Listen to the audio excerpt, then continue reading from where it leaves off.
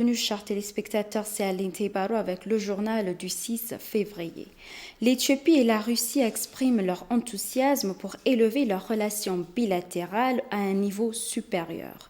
Le secrétaire adjoint du Conseil général du parti Russie Unie, Andrei Klimov, qui s'est rendu en Éthiopie, a décrit la réforme éthiopienne comme un succès. En tête de l'ordre du jour de sa visite, le parti unifié russe et le parti pour la prospérité au pouvoir en Éthiopie ont signé un protocole d'accord qui leur permet de travailler ensemble sur diverses questions. L'établissement des relations interparties entre le parti unifié russe et le parti pour la prospérité au pouvoir en Éthiopie, ainsi qu'avec l'Union africaine, figurait parmi les principales missions du secrétaire adjoint du Conseil général du parti Russie Unie, Andrei Klimov. Il a indiqué qu'il avait eu des délibérations fructueuses avec les responsables du gouvernement éthiopien pour faire des pas tangibles dans les relations entre les deux pays. Le mémorandum signé tient compte de l'amitié de longue date entre l'Éthiopie et la Russie et se concentre sur les questions qui doivent être traitées ensemble au niveau des parties. Il a en outre révélé l'ambiance de la Russie de renforcer ses liens avec l'ensemble du continent africain. Cet accord aiderait les relations futures de la Russie unie avec d'autres partis africains de premier plan. Il a également fait quelques commentaires sur le gouvernement réformateur en Éthiopie. Le secrétaire adjoint a révélé que le parti Russie unie prépare une conférence pour les principaux partis politiques africains.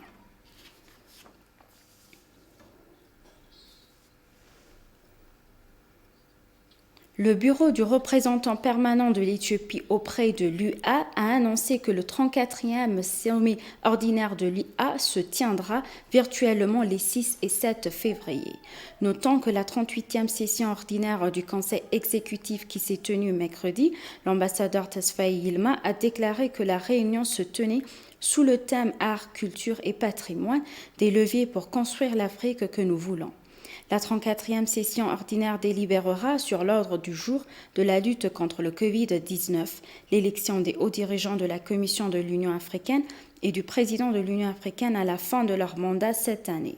L'actuel commissaire de l'UA, Moussa Faki Mahamat, a présenté à nouveau aux élections à révéler l'ambassadeur. L'ambassadeur Ilma a également déclaré que l'Éthiopie représentait son candidat, le professeur Hirut Weldamariam, au poste de commissaire de l'UA, de l'éducation, de la science, de la technologie et de l'innovation.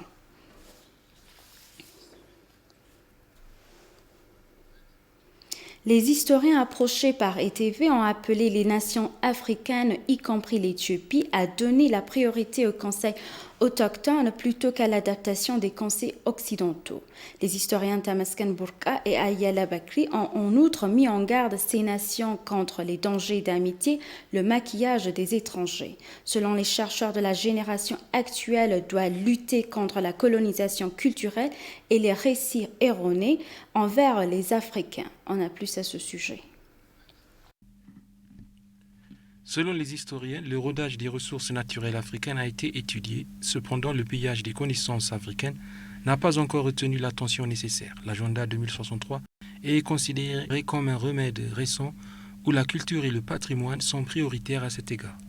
Temesgen Burka, professeur adjoint d'archéologie et de gestion du patrimoine à l'université d'Addis Abeba, a pour sa part déclaré que les connaissances autochtones, étant des connaissances uniques confinées à une culture ou une société particulière, devrait être la bonne décision de réintroduire l'histoire à différents niveaux du système éducatif.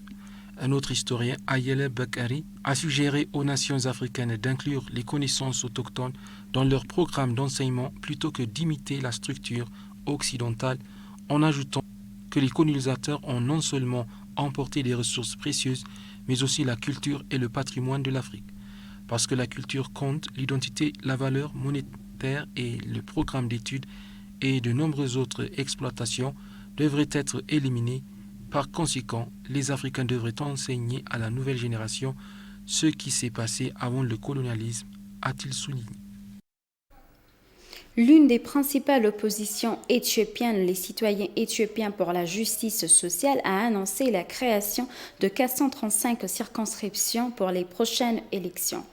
Un parti fourre-tout, Ezema, a déclaré dans un communiqué hier qu'il présentera des candidats dans 435 des 547 circonscriptions lors des prochaines élections. étant donné que les élections peuvent ne pas avoir lieu dans près de 100 circonscriptions électorales, y compris Tigray. Cela fait d'Izema le plus gros concurrent à côté du parti au pouvoir pour la prospérité. Cependant, la partie a indiqué qu'une somme de 140 millions de birr est nécessaire pour terminer efficacement les préparations. Le parti a remercié les membres et sympathisants qui ont contribué à cet effort. Izema a également inauguré son siège récemment rénové à Addis Ababa.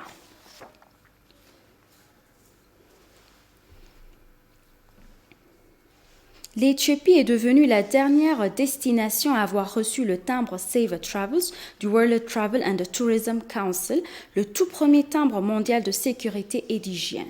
La subvention fait suite à des étapes majeures mises en œuvre par le ministère de la Culture et du Tourisme l'année dernière pour assurer la sécurité des résidents, des voyageurs, des travailleurs et des entreprises de la chaîne de valeur du tourisme, alors que l'Éthiopie a rouvert ses frontières aux visiteurs internationaux, a-t-il été indiqué.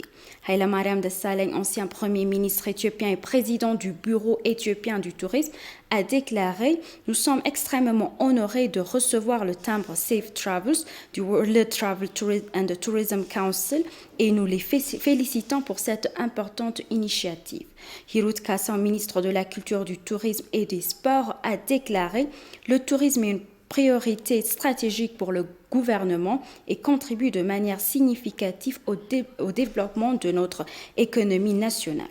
Nous avons créé un partenariat avec le secteur privé et avons réagi rapidement sur les mesures de sécurité du Covid-19.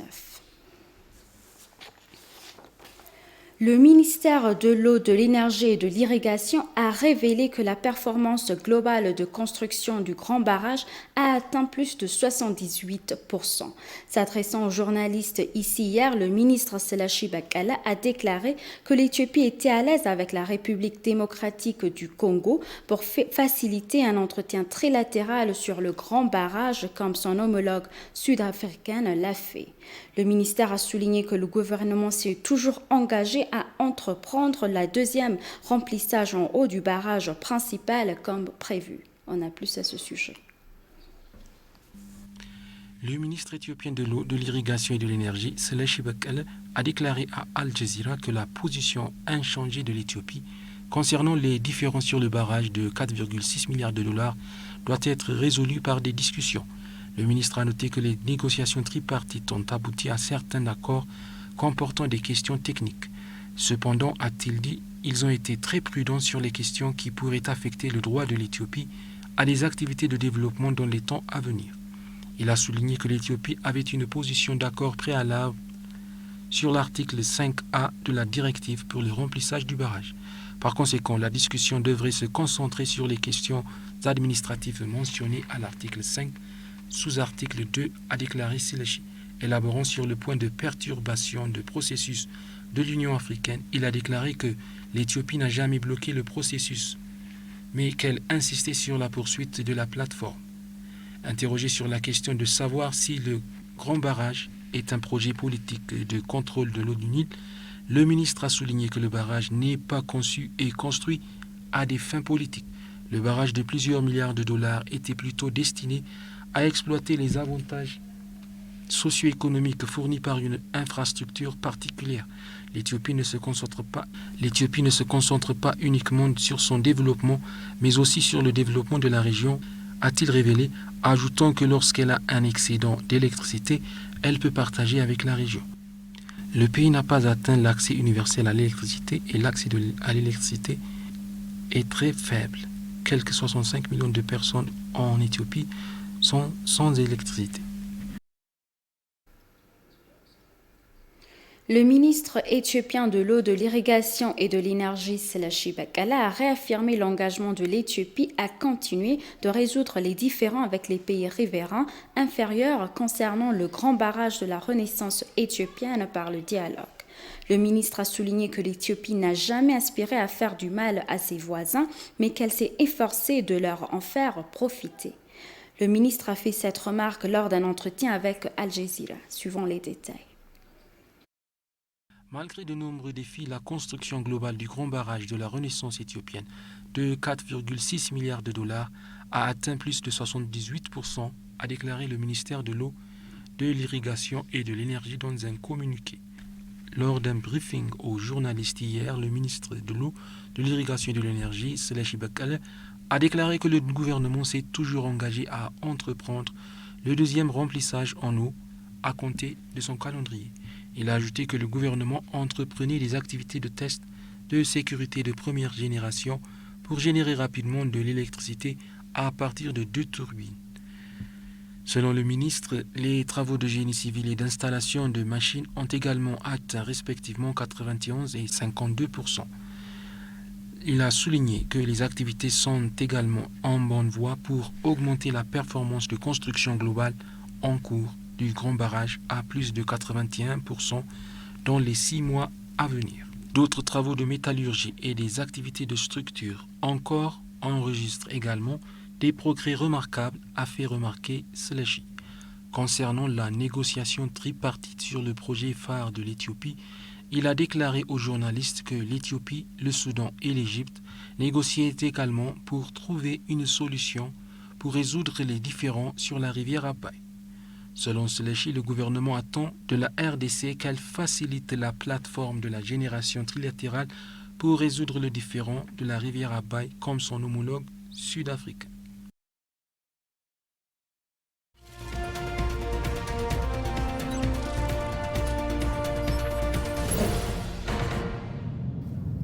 Et pour conclure, le ministère des Finances de l'Institut d'études politiques a signé un accord de coopération pour suivre et guider les progrès du programme de réforme économique locale. Selon l'accord, l'Institut d'études politiques soutiendra la préparation d'un système de suivi et d'évaluation du paquet de réformes qui soutiendra les efforts en cours du ministère des Finances pour garantir la rapidité de la mise en œuvre et de l'efficacité des réformes.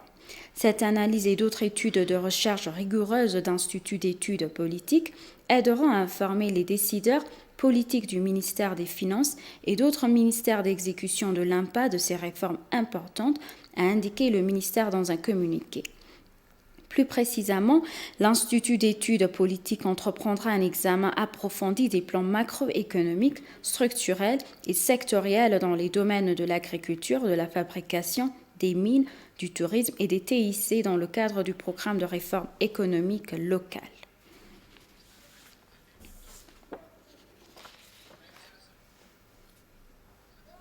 Chers téléspectateurs, nous vous rappelons les titres principaux.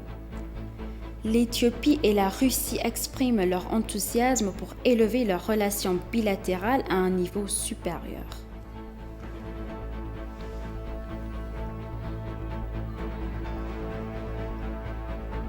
Le ministre éthiopien de l'eau, de l'irrigation et de l'énergie a réaffirmé l'engagement de l'Éthiopie à continuer de résoudre les différends avec les pays riverains inférieurs par le dialogue. Merci chers téléspectateurs, c'est la fin du journal. C'était Aline Teibaro avec le journal. Restez avec nous avec le reste des programmes. Bonne journée.